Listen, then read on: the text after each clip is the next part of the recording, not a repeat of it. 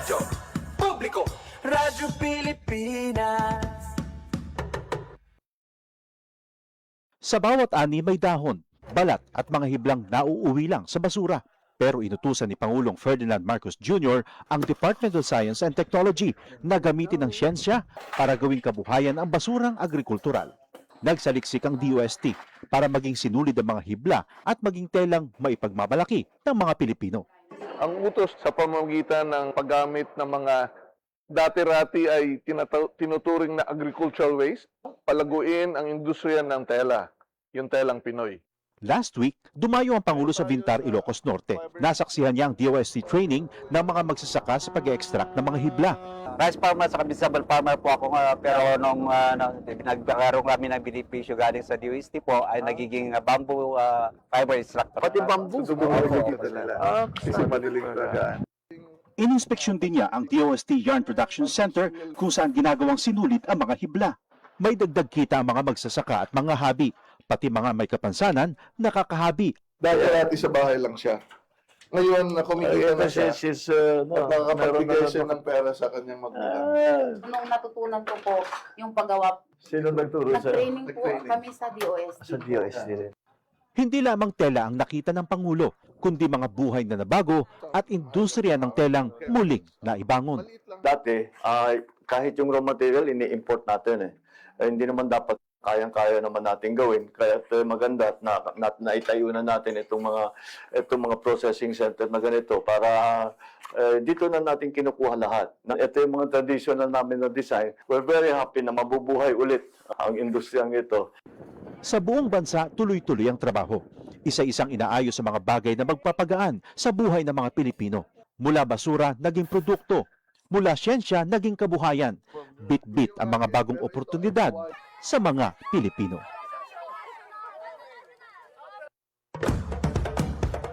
Ito ang Presidential Broadcast Service Radyo Pilipinas. Radyo Publiko ng Bagong Pilipinas para sa Bagong Pilipino. Naghahatid ng mahahalagang balita at impormasyon na guugnay ng pamahalaan sa sambayanan. Tulay sa himpapawid ng serbisyo publiko. Radyo Pilipinas. Radyo Publiko. Ang boses ng Pangulo. Sa Iloilo, Radyo Pilipinas. 585 AM. Philippine Standard Time, alas 10:05 sa aga. Dali na Tukimonta ang Western Visayas. Dali na Tuloy ang mga solusyon sa problema. Pinaagi sa siyensya at teknolohiya. Sa siyensya, teknolohiya at inovasyon. Dali na Tukimonta ang Western Visayas. Dali na Tukimon ang mangugar sa rehiyon. Libuton tahibalun ta kasaysayan kalulura. Tukip Western Visayas. Tukip Western Visayas. Magpamati na sa Tukip sa Radyo Pilipinas Iloilo kada Miyerkules, Huwebes kag Biyernes alas 10 tungtong alas 10:55 sa aga. Tukip! Dali na Tukimon pa ang Western Visayas. Mabuhay Pilipinas, mabuhay Western Visayas. Dali na Tukimon pa ang Western Visayas. Dali na Tuloy ang mga solusyon. Mayong aga Luzon, Visayas, kag Mindanao, live nyo kami nga mabatian sa 585 kHz sa lilisuan sa inyong mga radyo, kag sa Radyo Pilipinas Iloilo Facebook page. Dali na Tukimon pa ang Western Visayas. Dali na Tuloy ang mga solusyon. Adlaw kita sa nga Huwebes, Sa siyensya at teknolohiya. August 20, 2026. Welcome na sa panibago naman nga episode sa programa Tukib, ang Science and Tourism Program sang Radyo Pilipinas Iloilo. Ako ang inyo katukib, Hope Torichante. And And as usual, another day, another topic, another guest ang aton makaupod. Agi sa siyensya kag teknolohiya. Istoryahan natin mga kaabyanan ang nangin selebrasyon sa Philippine Space Week. Punta ang Western Visayas. Kamusta bala ang selebrasyon sa Philippine Space Week sa Iloilo Science and Technology University? Kasaysayan kag kultura. Ginpangunahan ini mga kaabyanan sa ISATU Space Society. Gani later makaupod naton ang founder sa ISATU Space Society nga si Sir Dave Gumarang. Ato ni Baloon, ano ba lang nangin aktibidad no sa Iloilo Space or rather sa ISATU Space Society, and at the same time ano bala ang nangin kabangdanan kung gintukod ni Sir Dave Gumarang ang ISATU Space Society. So, tutok lang mga kaabyanan kay in a while makaupod naton si Sir Dave Gumarang. Sa problema pinaagi sa siyensya kag teknolohiya. Antes kita mag-programa subong adlaw diri sa programa Tukib, no? Nagtambong kita sa aktibidad dira sa Grand Sing Iloilo. Libuton tahi bayo. Aktibidad sa Iloilo Provincial Health Office. So, kung may tiyempo pa kita karon, no, ipabati nato ng aton nga nangin interview with Dr. Socorro Quinion. Kaupod, no, si Dr. Wendell and also si iban pa, no, nga mga katapo sang Iloilo Provincial Health Office. So, bantayan man mga kaabyanan nga abala may aktibidad ang PHO, no? Sino bala ang mga awardees or ihatagan sang pagkilala sang Iloilo Provincial Health Office. Pinaagi sa siyensya kag But before that, mga kaabyanan, i-check anay nato ng lakat sang panahon kagang aktibidad sang Bulkang Kanlaon. sang panahon, hibaluan ta, kanlaong bantayan, alerto kita, stay safe, stay ready, pamatian na. Unahon naton mga kaabyanan ang aktibidad sang Bulkang Kanlaon santig sa bulletin nga ginpagwa sang DOST FIVOX. Hibaluan ta, Apat ka volcanic earthquake ang nabalhag no sa makaligad nga 24 oras. pamatian na. Samtang ang sulfur dioxide flux sa kahapon nga adlaw August 19 naglabot sa 1,386 tons, no? Sa gihapon nagapabilin sa alert level 2 ang Bulkang Kanlaon. Ang aton nga panugyan sa aton nga mga kauturan sa tiilan sang Bulkang Kanlaon, mangin aligmat kita, mangin alerto bangod sang posibilidad no nga pagbuga sang abo sang Bulkang Kanlaon. So hindi gid magsulod sa 4-kilometer permanent danger zone sang Bulkang Kanlaon. And aside from that mga kaabyanan, kaina sang kaagahon alas 5:24 sang aga August 20 no 2026 nagbugas ang abo no grayish plume ang Bulkang Kanlaon nga naglabot sa 200 meters ang kataason halin sa summit crater sang Bulkang Kanlaon.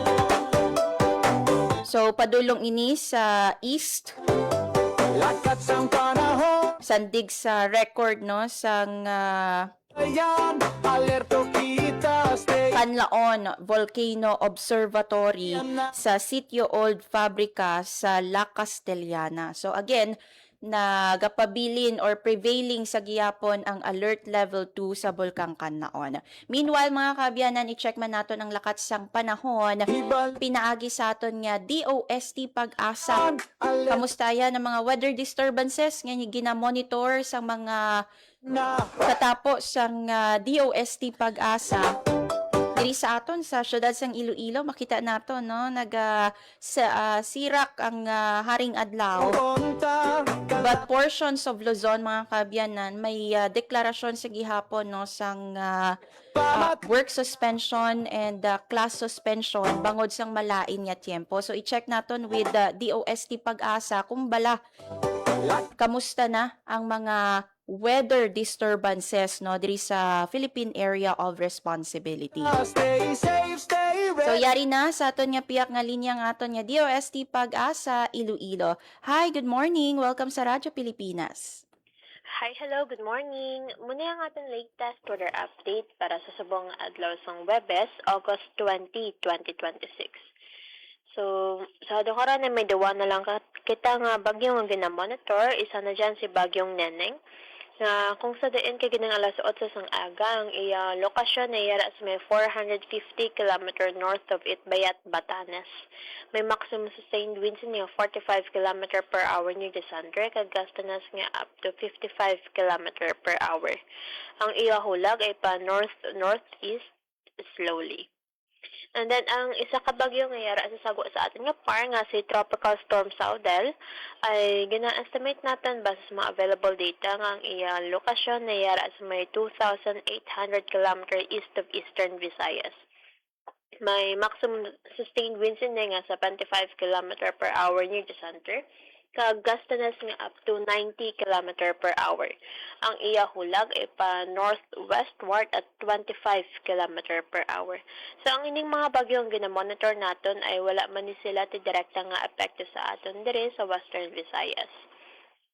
Kag ang southwest monsoon naman ay naga-apekto sa may Luzon, kag diri naman sa Western Visayas ay generally fair weather kita, though wala man natin ginadula ang mga posibilidad sa mga isolated mga pag-ulan, pangalat kag panagoob, labi na gid sa hapon kag kagabihon tugas sa mga localized thunderstorms. Makasarangan tubtub makusog naman ang hangin naton nga magahalin sa direksyon southwest, nga magadalas ang makasarangan tubtub mabalod nga kadagatan. Forecast temperature natin generally ni sa 24 to 33 degrees Celsius ang adlaw na butla kag ginang alas 5:40 sang aga kag magatunod ini alas 6:06 karon sa hapon. Tug muna ang aton latest weather update halin diri sa may Iloilo Doppler Radar Station. Ako si Lenore Silvestre, madamo gid nga. Salamat. Ma'am Lenore, ang manami no kon makanay nga tiempo diri sa syudad kag probinsya sang Iloilo, ma-expect bala ni nato no for the rest of the week. Yes, ma'am, sa masunod nga mga inadlaw for the next 2 days ay posible naman kita mga generally fair weather.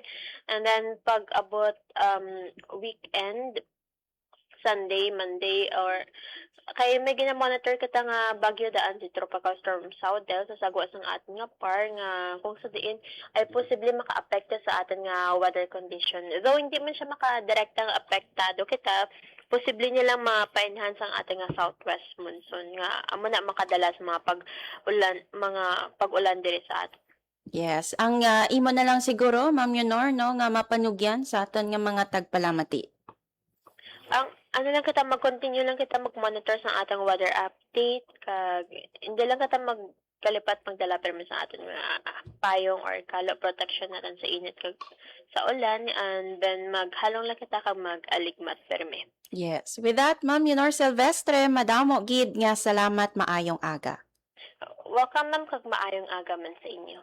Lakat sang panahon, hibaluan ta, kanlaon bantayan, alerto kita, stay safe, stay ready, pamatian na.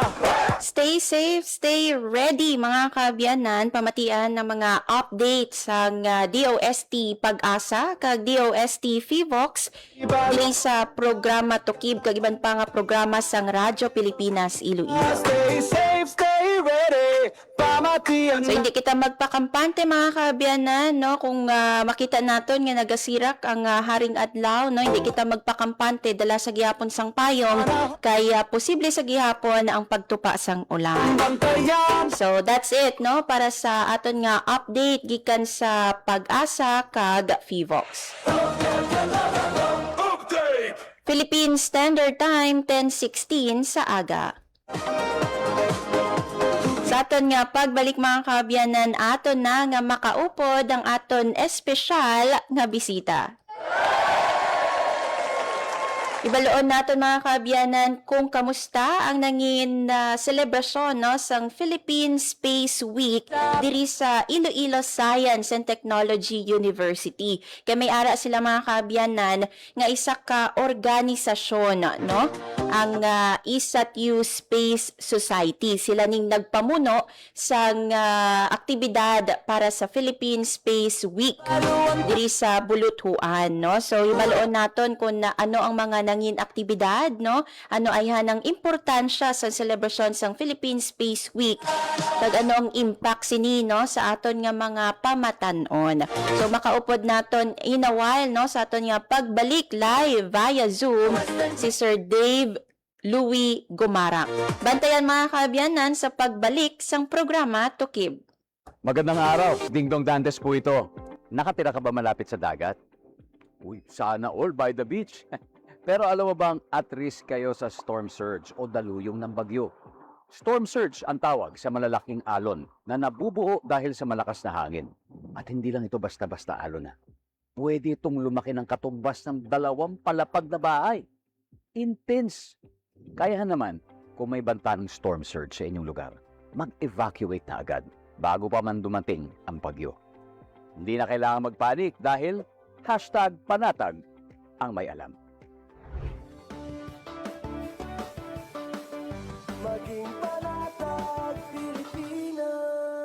Maging fuel efficient sa regular na preventive maintenance, malinis na air filter, fuel injectors at engine oil, may savings ka na aabot sa 2%. This is a public service announcement from the Department of Energy and this station. Time to celebrate kulturang Pinoy, tradisyon, musika, sining, literatura at iba pa. Anything and everything fun and Filipino. Ito ang Pinoy Kultura. Isang nakagawian ng mga Pilipino na medyo di na natin namamasdan ngayon ay ang pagmamano sa ating mga nakatatanda.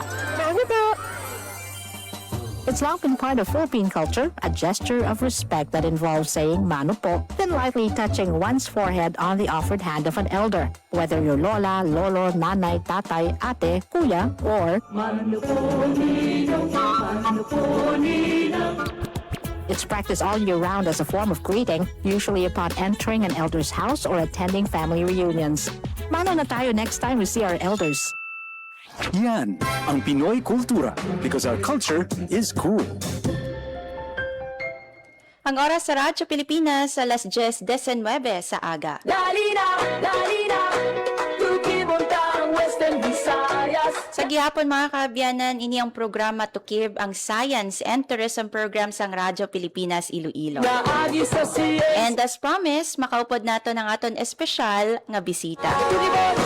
So, dugay ko nanigi na target si Sir nga makaupod no diri sa aton nga programa, especially no nga ang aton nga tupiko diri sa programa about sa science, technology, innovation and also tourism. So, we're very happy kay natagan kita sang opportunity no nga makaupod siya subong nga aga. So, hindi na naton pagpadugayon pa mga kaabyanan, abi-abihon naton diri sa programa Tukib si Sir Dave Louie Gumarang, ang IAF Emerging Space Leader 2026, and at the same time no ang founder sang ISATU Space Society. Hi Sir Dave, welcome sa Radyo Pilipinas Iloilo. Hello Ma'am Hope, good morning man sa aton tagpalamati sa bungaga. Yes. Sir Dave, unahon naton ang Philippine Space Week kay very recent ini siya no nga celebration naton. Even ang aton nga PhilSA no gina-celebrate gid ang Philippine Space Week. So ano bala sir no ang importansya nga kinahanglan naton nga i-celebrate ang Philippine Space Week? Ang Philippine Space Week ay kitatlo na naton nga tuig nga ginaselebrar subong nga tuig. Kag ang Philippine Space Week may objectives ini nga tatlo. Una is to raise awareness sa space para sa mga fellow countrymen nga wala pa pagid kabalo sang about sa space. Also number 2, to highlight mga contributions sang Filipino scientists kag engineers sa field man sang space sa diri sa pungsod kag sa ibanta sa sagwa. Kag katatlo, to demonstrate man ang practical applications ini, especially sang satellite applications nga abi naton maghambal kita nga space puro lang sa rockets kag astronaut. Yes. Pero kali wala naton na-realize nga there are a lot of practical applications nga ara sa aton pang-adlaw-adlaw. Kangay na lamang sa recently sa mga bagyo nga kalatabo sa aton palibot, we use satellite data para makita ang itsura sa bagyo nga makita naton sa mga balita. Kag ang satellite data man ang naghahambal sa aton sang naga-advise kag naga-prepare sa aton para maglikaw sa mga hindi malain, I mean sa malain nga matabo kung may bagyo. Yes. Sir, I'm happy that you've pointed that out, no, nga ang space or rather ang aton nga pagsaulog, no, sa Philippine Space Week hindi lang about astronaut. While I understand nga madamo sa aton nga mga kabataan ang gusto maging astronaut, no, but hindi lang abi sa pagiging astronaut ang Philippine Space Week celebration naton. And para sa imo, sir, no, as founder sang ISAT-U Space Society, do ano ka importante nga napakita naton sa mga estudyante nga hindi lang ang Philippine Space Week about astronaut or space exploration. Yes, ma'am. During our Philippine Space Week celebration, ang majority sa amon nga audience are the pioneering batch ang BSMET sang ISAT-U. Yes. So through that, napakita naman sa ila, na heads up naman sila kung anong ma-expect nila sa ilang program, kag kung ano ang mga skills kag mga knowledge man nga kailangan nila para sa ilang profession in the future man. Kay kung lang taon naton, BSMET is the closest program sa ISAT-U sa space sa siningat tuig. Kag very happy man kita kay through this program we can execute gid ang mga skills nga lapit sa space applications or ang satellite data. Yes, ma'am. Sir Dave, I don't know kung na-observe mo, no, pero sa aton nga mga kabataan, kung magambal ka gani nga dream, do usually disregard na lang nila ang pagiging, again, no, astronaut, pagiging space explorer, no, ang pagiging scientist, because para sa ila, or space scientist, no, because para sa ila, tama ni ka mataas nga klase sang handom, no. So para sa imo, sir, no, sa imo nga observation, since nga advocacy mo ini, no, ipa-embrace sa publiko ang aton nga space, no, ang aton nga pagtuon sa space. So ano para sa imo, sir, ang nangin challenge, no, sa pag-promote naton sang sa pag-expand naton sang interest sa mga Filipino youth sa space science? Thank you for pointing out that, ma'am. Kay throughout sa amon niya outreach activities kag sa mga ginapangubra namon niya space education initiatives throughout the years, ang man ang isa namon ka nakita is ang mga students or mga kabataan nga ara sa remote areas or sa rural areas. Yes. Those are children nga though wala nagahandom sang mataas or let's say maging astronaut, maging scientist, maging engineers. Kag dito naman na-realize nga mostly ang mga kabataan sa rural areas, they are more influenced sa mga nakita nila sa TV, like for example si Coco Martin, mag-dream na lang maging police, and that's one discrepancy man na nakita naman when we go to those people nga sa urban areas or may more accessible resources katulad na lang sa internet, tag-iban pa.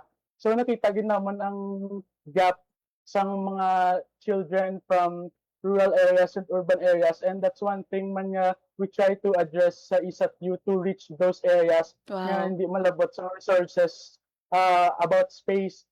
And for challenge, isa ka challenge gid is para sa aman is since ang ISAT-U is student organization, we still have our academic, so ang one challenge gid siguro is time.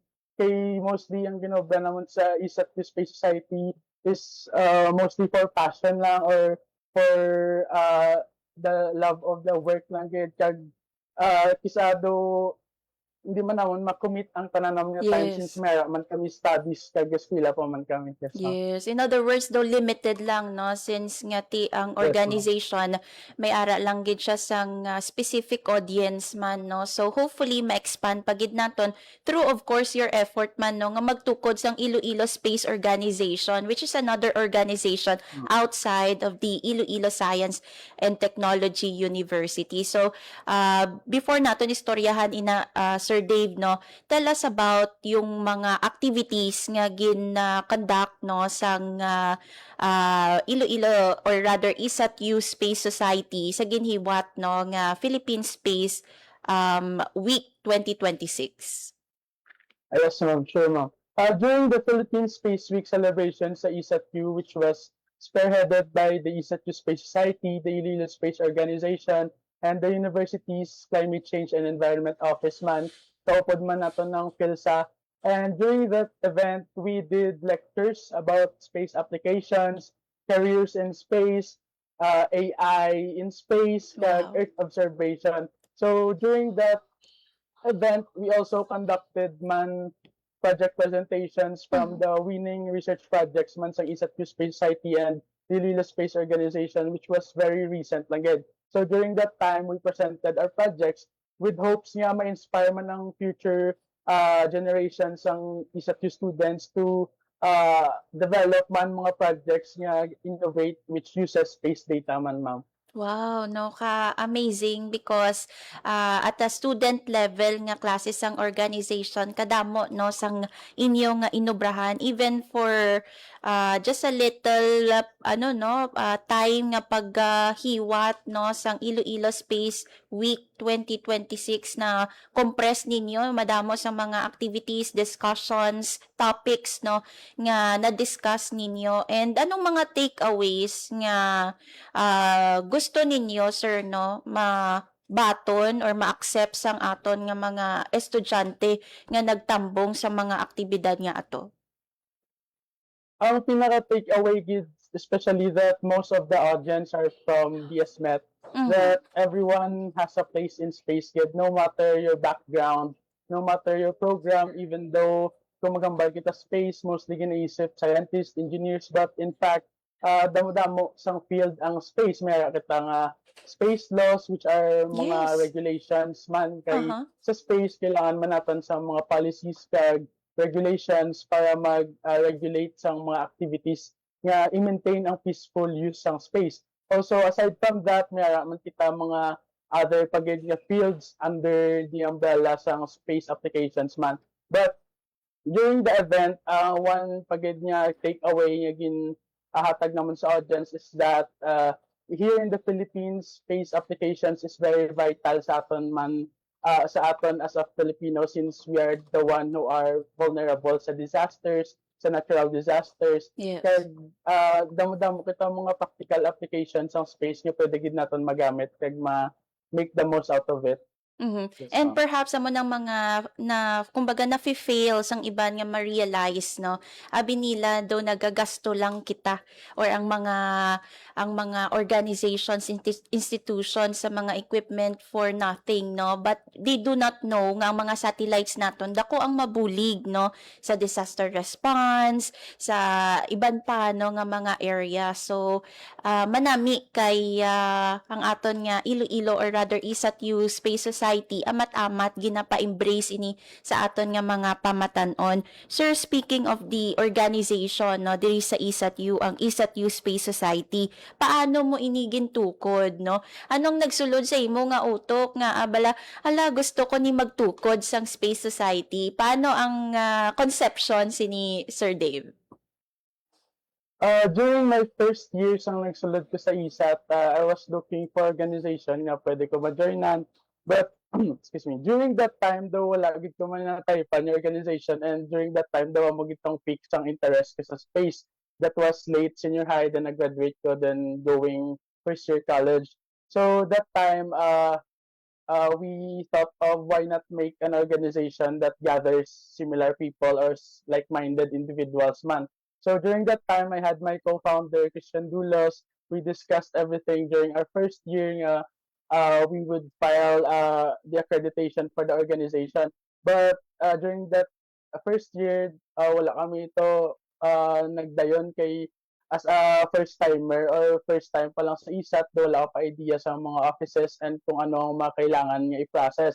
So it was during my second year nga gindayon ko na gid ang pag-file sang pag-officialize ang organization, and amat-amat nagadamo man ng may interest kag mostly syempre sa una do kaladlawan sa kay i-share ko lang naman kay during that time syempre sino man di maisip sa nga magpatindog sa space organization sa isa ka university nga wala man space program, wala man gamit, wala telescope during that time. So very humbling gid sa balikan during that time nga. So nag-start kami daw maski kami ganito na question man naman ako galingon naman kung worth it ba dayon nun or do may huya pala nga do damo ga judge nga do hindi man sa practical kag going back to that, very humbling, kag very proud yun to what we are now. Kay amat-amat, we did realize naman sa tao nga ang space hindi lang good about rockets or kung ano pa da ang mga kung tawag nila do for Western countries lang good. And amo na ang daw isa man ka values nga do na proud man ko during that time kay wala kami naguntat. And you started from scratch, Sir. Kay again, you mentioned wala sang space program ang ISAT-U before, and subong lang na nag-start ang MET program sang ISAT-U, which is sort of connected no sa space science. So in other words, you started from scratch. So mas manami pagid ang feeling nga naga-thrive subong ang organization, especially nga kumbaga sugudan yung gid iniya halin sa pinaka ugat no sang organization. So Sir Dave no, mga more or less 4 years na ang Iloilo or ISAT-U Space Society no. So ano ayhan ang gina-consider ninyo nga pinakadako nga achievement no sang organization halin sang gintukod mo ini Sir Dave?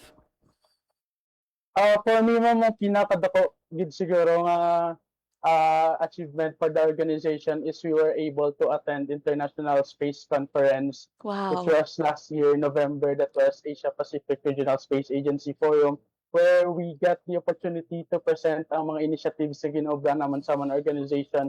And from then on, nag-start kami penetrate sa international scene sa space, doon naglayo na ang perspective when it comes to space nga. There are a lot of resources kag networks pagidgali outside the country that make you realize nga space is far more reachable than we could imagine. Kag that's one thing daw pinaka-achievement naman, and that's one thing nga ginaplano man naman i-continue ang pagsulod ag pag-intra sa mga international events man sa space, ma'am. Sir, I believe graduate ka na no sa mechanical engineering Yes, sang ISAT-U. So paano mo sir ginpasa ang baton sa masunod naman nga mga officers no sang ISAT-U Space Society? That's one thing man nga do for me ginamangpat sa akon ng mga teachers or sang mga advisor sa organization. But during my time, I made sure nga mas sustainable ang organization. Through that, sang nag-start ang organization, I had the presidency for the first year, and pagka second year, ginpasa ko na dayon for the reason nga para daw ma-challenge man ang younger generation sa organization to step out man sa ila comfort zone kag daw mas ma-familiarize nila like kung ano man ang ginagganto as a first year dati na they can gain those skills and knowledge necessary for them to grow the organization man ipasa naman sa next nga masunod nga generation sa organization no. And for sure ara ka sa gihapon nga mag-guide sir no as the founder no sang ISAT-U Space Society. Sir, may epekto bala ang imong kurso ang mechanical engineering sa imong love for space no Sir Dave? Yes, ma'am, very much good kay entering this program in college. I was eyeing to pursue maging aerospace engineer, so that's more on concentrated or more on focus sa sa space gid. Mhm. But I realize man nga very important man nga nagsulod ko sa mechanical since ang fundamental knowledge when it comes sa mga thermodynamics, iban pa nga core subjects when it comes sa engineering, ma-apply ko gid in the future kung mag-proceed man sa aerospace engineering. Wow. Amazing because you remind me of someone nga nag-start siya as a aerospace engineering and ang iyang nga graduate degree no, nag-master's degree siya sa mechanical engineering. So daw pareho lang kamo no, daw nag-swap lang kamo. Anyway, sir, recently no may nabato ikaw nga pagkilala ining International Astronautical Federation ang Emerging Space Leaders 2026. Sir, anong imo nangin reaction upon knowing no nga nangin kabahin kasi ni?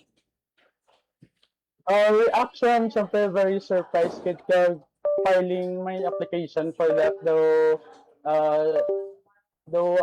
lagi nag-expect kay very competitive knowing it is global. You have competitions from other nations man. Then during that time when nag-release ang result, I was with my classmate during that night. Kaya daw nakibot na lang sila, girlfriend na lang ako nagtumbo-tumbo, nagsigit-sigit. So daw mga after 30 seconds, yung panambal nga. So that was the time nga na-receive kong email for that application. And since I had to apply for paper and separate man ng application para sa award, first was I received the application sang na-accept ang ako niya abstract for presentation at the IAC. Then after that, though wala ko man ko nag-celebrate sa to kay knowing na-submit ko ang paper, so paano naman ang pagkadto dito, like din ko makuha sa pamasahe. So that award was the only way lang get nga ko kung yatag sa akon, meaning para sa akon, kay that's the only way nga makalupad to present that paper since that award grants us fully funded man. So, libre tanan, libre ang airfare, libre ang accommodation, tanan-tanan libre. So, that was the very high stakes gitong email for that award since amo nang ma-determine kung madayon ko or hindi, ma'am. Sir, ano ayan para sa imo no ang nangin na kabangdanan or reason kung ngaan na notice ang international community or space community ang imo nga work no, Sir Dave? Sa after that application daw medyo gin-evaluate ko man ang akong ginpasa nga like ano ayan ang naging edge sa akong submission during that time. Feel like sa pag-evaluate ko daw ang pinaka-reason din siguro is positioning the country or Philippines as emerging space nation. As emerging space nation, though hindi pagid na amo na ka-advance kita when it comes sa innovation sa space, and in line with that, mas damo pagid ng tao nga wala nakabalo or mas ang wala pagid idea o hindi nakarelate or wala pa nakita ang importance ng space. So that's one thing nga though ang naging edge man siguro sa application since ang ginsubmit ko dito, the content was initiative sa among organization. So maybe nakita sa evaluators nga ang ginobra naman may scalable impact man sa scalable framework man sa to be applied man sa other emerging countries. Oh, ka-amazing. Honestly, sir, no, first time ko yung mabatian ang International Astronautical Federation or Emerging Space Leaders, no? Because before, yung mga idea ko is about analog astronauts, no? Aside, of course, sa NASA, which is kind of medyo do ka budlay gid man siya i-reach no because nga ang goal gani naton sa Philippines is representation. That's why we're striving no nga at least may ara sang representation sa space or may ara kita sa mga space scientists no nga maga-represent sa aton sa mga international space communities no. So we're happy nga amat-amat kaangay diri sa aton nga is that you graduate no nga nakikita no sang or nano-notice no sang international space community. So even sa ibang mga provinces no amat-amat man no may mga products man sila no nga nano-notice internationally. So thank you no sa inyo nga mga efforts. But sir, base pwede mo mapasimplify sa amon no ang imo nga paper ang democratizing space education through local application in emerging space nations. Basically, in a nutshell, the content of the paper was all about the initiatives na ginagawa naman sa organization, which are those activities that we bring space education outside the classroom. Wow. So, back then, sa amon mga outreach na ginapangobra sa organization, we bring space education sa public spaces, like malls, like parks, Esplanade, sa Sunset Boulevard, sa mga cafes. So during that time, triggered ang public to engage with us, mamangkot, and kung ano man ang nila curiosities about sa space. And that's one, ang pinaka-core sang paper is muna, bringing space outside the classroom since kung ara sa classroom daw may barriers, pakita when it comes sa space education kay kung ara ka sa classroom daw kis ado ma-intimidate ka pa mamangkot or though hindi ka pa sure sa mga learning, especially here in the Philippines. Ang space education daw hindi pa gid mo na hindi pa gid mo na ka grabe sa Philippines since going back from my experience man sa elementary, mostly ang topics ng space ara sa likod sa textbooks. Then Yes. usually sa fourth quarter nakakita ginalakod na lang or wala na ginadiscuss since it may be deemed unreachable na para sa aton as someone from the Philippines or yes ma'am. Yes. No. By the way, sir, din ikaw nag-graduate elementary, high school. High school, elementary and high school, I was from Mina Central School and Mina National High School. Wow. And I did my senior high school sa Central Philippine University, then isa at Yuma. Wow, amazing. Sir, you're from Mina. Yes, ma'am. Wow, congratulations. Grabe, ang mga taga Mina, ha? Anyway, sir, ano ang gusto mo nga mapakita tuhoy sa pungsod Pilipinas kag sa mga kabataang Pilipino sa International Astronautical Congress, Sir Dave? Knowing ang International Astronautical Congress very high level gid sa kaya mga kasabayan dito mga scientists, mga astronauts, it's the largest, I mean the biggest and the biggest gid nga convention sa mga professionals nga sa field sa space. So someone dito nga makadto as a student, as a fresh graduate kag daw medyo hindi pa gid mo naka-expert when it comes to space. I'm looking forward to learn man from the experts and to see man kung anong mayara sa ibang countries and to see like possible mga opportunities to replicate what they are doing in their countries sa aton man dere. And also number one, we look forward syempre to network with people that I can use man on my professional journey someday, ma'am. Sir, may idol ka ba nga space scientist or astronaut? Idol. May ginalook up ka? Sinong nag-inspire sa imo to, kung baga, pursue space science? Yes, ma'am. That was very eye-opener man sa akon. It was during that senior high school nga nag-pick ako interest sa space. Idol agad si Elon Musk that time, and Wow. I would buy books, I would consume all medias about him. Malantaw ko na sa mga documentaries about sa iya nga recent nga space flight during 2021, around 2020 or 2021. And nagbakal man ko mga books, nagbasa about siya, and I learned a lot man sang though through that, though mas na-realize ko nga space is very reachable gid sa as someone from emerging nations. Nga we can focus on one aspect, like here in the Philippines we're focusing on the disaster applications. Kag amo ginang pinaka major influence siguro nga mga Mhm. Wow, daw feeling ko maging friends ko ni si Sir Dave. Kay daw ginbantayan ko man na ang launch sang rocket no ni Elon Musk sa space, and I am one sa mga Filipinos or sang public no nga nag-send sang questions para sa press conference ng mga astronaut, and I'm happy nga ang isang question ko isa sa mga ginpamangkot sa mga astronauts prior sa ilang launch. So, I am happy. Congrats, ma'am. Yes, friends tayo, Sir Dave. Anyway, Sir Dave, no, san ang imo nga lakat sa activity nga ini? The International Astronautical Congress is scheduled on October 4 or 5 to 10, but the inclusive dates of travel is from September 29 to October 10. So, before sang IAC, damo-damo pagid na mga side events nga organized man sa mga organizations sa space, like may sang Space Generation Advisory Council, may side events man sila, and may man ang United Nations office nga side events for before the IAC, ma'am.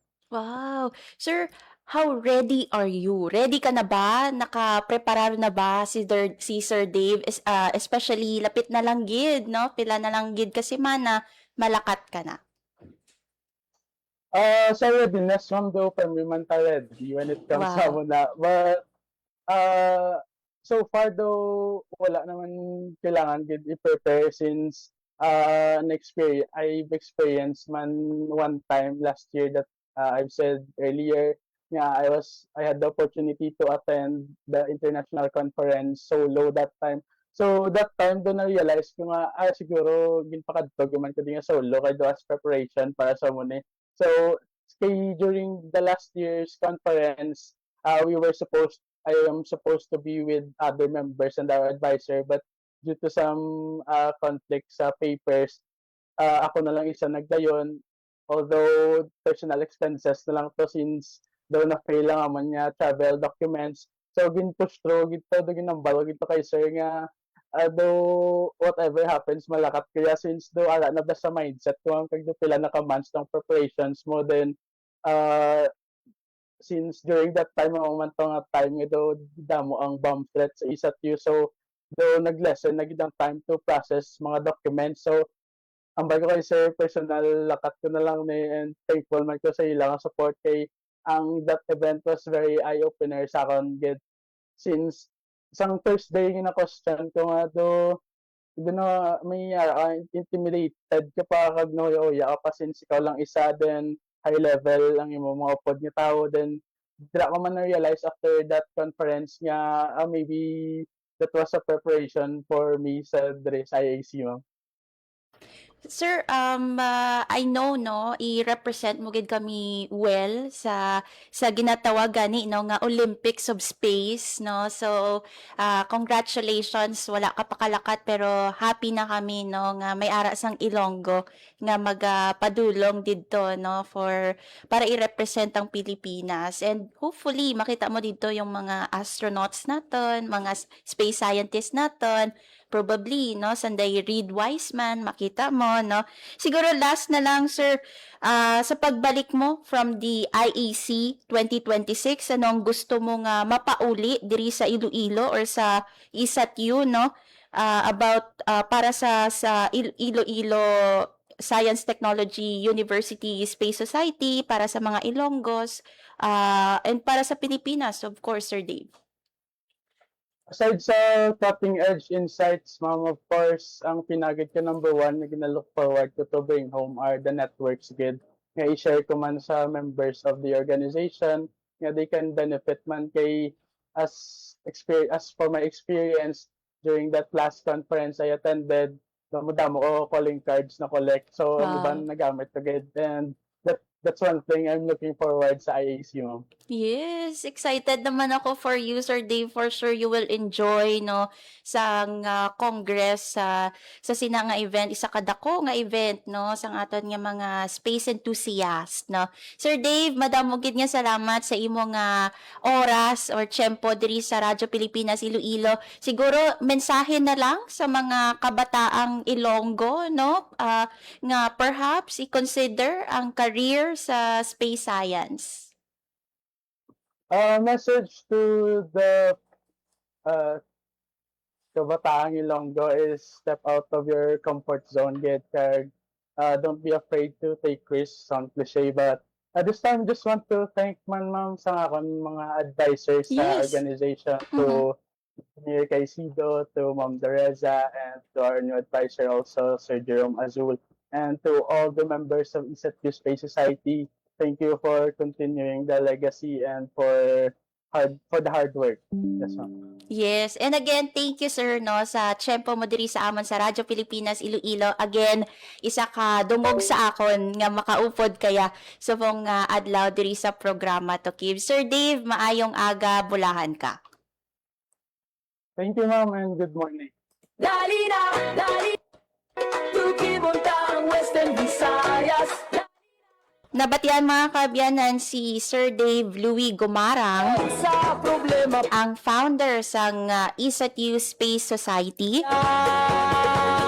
Tukibon, dali na. Tukibon ang Western Visayas. And at the same time, International Astronautical Federation Emerging Space Leader 2026. So, naga-prepare na si Sir no sa isa ka dako nga event no nga iya pagatambungan. Western Visayas. Ang ginatawag man or ginakabig man no nga Olympics of Space. So hopefully mangin manami ang experience ni Sir Dave kag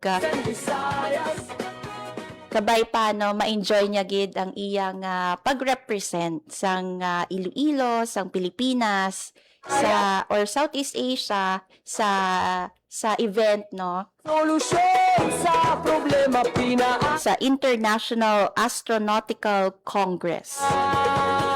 Tukibon, dali na.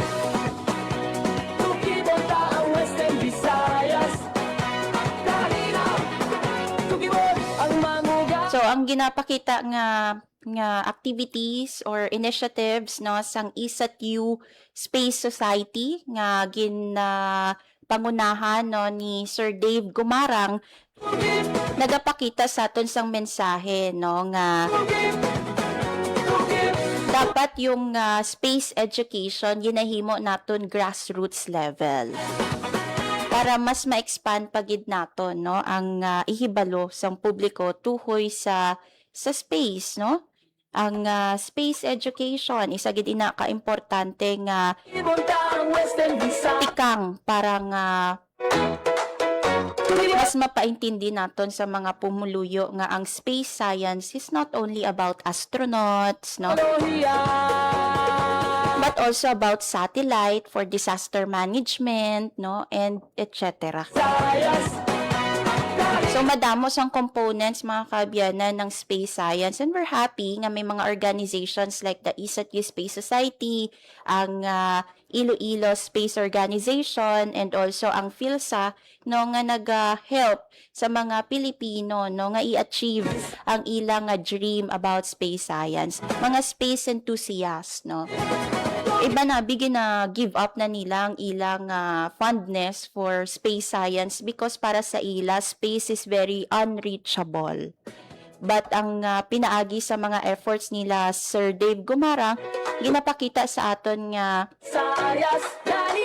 space is reachable mga kabyanan. Mga solusyon sa problema pinaagi sa So madamo gid nga salamat no kay Sir Dave and syempre sa tanan nga miyembro sang ESATQ Space Society. And prior sa sini nga interview man nato ng isa ka officer sang Iloilo Space Organization. So thank you sa mga efforts sang sini nga mga kabataan. Thank you sa mga nagtutok sa Facebook Live kag sa radyo sa 585 AM. I-continue nyo lang ang pag-follow sa Radyo Pilipinas Iloilo Facebook page. We are a growing community mga kaabyanan. And syempre may ara man kami no sang YouTube account. So pwede nyo man i-check no ang amon niya YouTube account. And madamo gid nga salamat sa mga nagtutok subong sa Facebook Live kag sa radyo kag sa aton mga katuwang technical. Si Sir Alan Defante sa transmitter, si Sir John Magallanes. Siyensya at teknolohiya. Thank you mga kaabyanan. Tubtob sa madason na naman nga semana. Lain na naman nga mga tupiko ang aton pag-istoryahan. Libuton nato ng Western Visayas kag padayon naton nga tukibon ang manggad sang Western Visayas. Nanging kaupan ninyo Hope Torichante kag giniang Tukib. Radyo Pilipinas. Radyo Publiko. Radyo Pilipinas. Ang inyong tulay sa himpapawid ng serbisyo publiko. Ang Presidential Broadcast Service, Radyo Pilipinas, Radyo Publiko. Radyo Pilipinas. Radyo Publiko. Kinilala ng pang-international at prestigyosong Asia Pacific Broadcasting Plus Awards 2025 para sa kategorya ng Government Streaming. Ito ay dahil sa epektibo nitong pagsasanib ng mga tradisyonal na media tulad ng telebisyon, radyo at print para masabayan ang mabilis na pag-inog ng mundo ng digital at social media tungo sa mas epektibong paghahatid ng mahahalaga at napapanahong mga impormasyon sa mamamayang Pilipino. Kinilala rin ang Radyo Pilipinas dahil sa patuloy na pag-akyat ng rating. Ngayon ay matatag sa pang-4 na pwesto sa Mega Manila ayon sa pinakahuling Nielsen Radio Audience Measurement Survey. At sa social media, nakamit ang mahigit 2,000% pagtaas ng bilang ng mga sumusubaybay sa Radyo Pilipinas page sa unang bahagi ng 2025. Patunay ito na ang inyong Radyo Pilipinas Radyo Publiko ay tunay na kaagapay ng inyong pamahalaan sa paghahatid ng serbisyo sa mga mamamayang Pilipino. Mula sa aming lahat, sa ngalan ng inyong pamunuan at mga kawani ng Presidential Broadcast Service, kasama ang inyong mga himpilan ng Radyo Pilipinas sa buong kapuluan. Maraming salamat po sa inyong lahat, sa inyong pagtangkilik at pagkilala. Radyo Pilipinas. Radyo Publiko.